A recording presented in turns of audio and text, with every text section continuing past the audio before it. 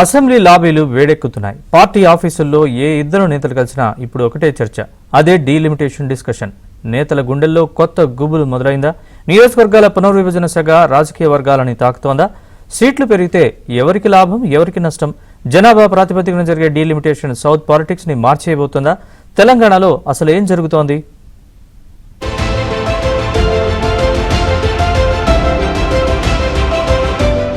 దేశవ్యాప్తంగా నియోజకవర్గాల పునర్విభజన అంశం రాజకీయ పార్టీలో కొత్త ఆశలు రేకెత్తిస్తోంది. ముఖ్యంగా తెలంగాణలో ఇప్పుడున్న 119 సీట్లు కాస్త 50% పెరిగి 175కి చేరుతాయని అంచనా. కేంద్ర పెద్దల ప్రకటనలతో తమకు సీటు గ్యారంటీ అని నేతలు ధీమాగా ఉన్నారు. నియోజకవర్గాల సంఖ్య పెరిగితే టికెట్ల కోసం జరిగే అంతర్గత కుమ్ములాటలు తగ్గుతాయని పార్టీ అధిష్టానాలు కూడా భావిస్తున్నాయి.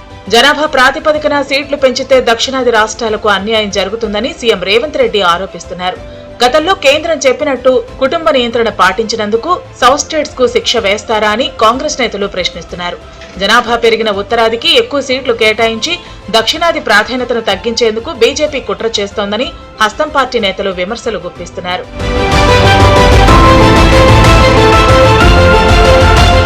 డీలిమిటేషన్ జరిగితే హైదరాబాద్, రంగారెడ్డి జిల్లాల్లోనే అత్యధిక సీట్లు పెరిగే అవకాశం ఉంది.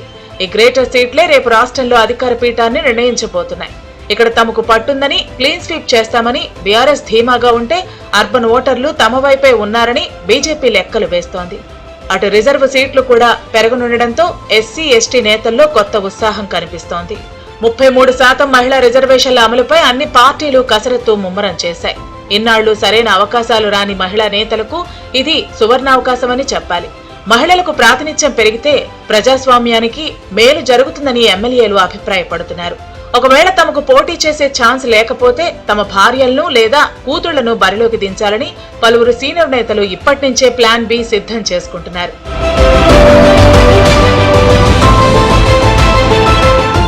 నియోజకవర్గాల పరిధి తగ్గితే ఓటర్ల సంఖ్య 5 లక్షల నుండి 2.5 లక్షలకు తగ్గుతుందని, దీనివల్ల ప్రచార ఖర్చు తగ్గుతుందని నేతలు భావిస్తున్నారు. అయితే తమ సెగ్మెంట్ లో ఏ మండలాలు ఉంటాయో, ఏవి పోతాయో అన్న టెన్షన్ మాత్రం ఎమ్మెల్యేలను వదలటం లేదు. మరి ఈ పునర్విభజన ప్రక్రియ ఎవరి రాజకీయ భవిష్యత్తును మలుపు తిప్పుతుందో వేచి చూడాలి.